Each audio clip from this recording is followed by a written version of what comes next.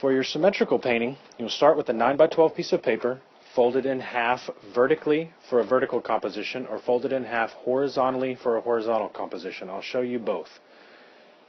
To begin your design, you're going to use a Sharpie marker and only draw on one half of the folded paper. Now make sure that your lines represent the emotion, the expression that you're trying to convey.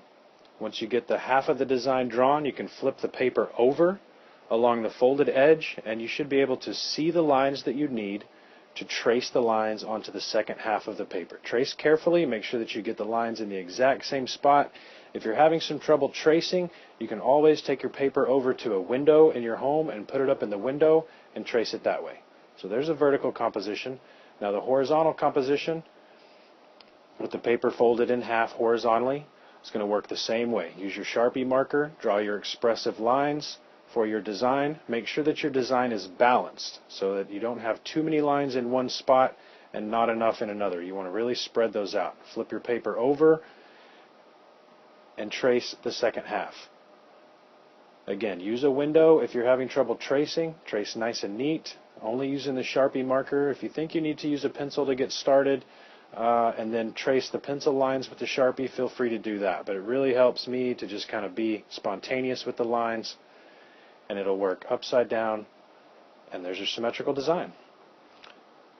Now then you want to take a clean sheet of 9x12 paper and trace it onto the clean unfolded sheet of paper. You might really have to use a window there to trace that second composition. Now as you start painting, remember you've chosen a color that fits a specific mood or emotion, and if you'll remember back in Module 4 when we were blending the tints and shades in the sphere, you want to try to use that knowledge, create a lot of values when you paint. So whatever colors you've chosen, go ahead and pre-mix some tints and shades of those colors and practice mixing a lot of different colors in together. Okay, your color choices should fit the mood and the tone that you're trying to express within the painting. Get those tints and shades painted in, take a clean dry brush and go around whatever kind of form you're trying to create, and you can blend those colors in. Make sure that you balance your colors around the composition. Try not to paint two shapes the exact same color right next to each other.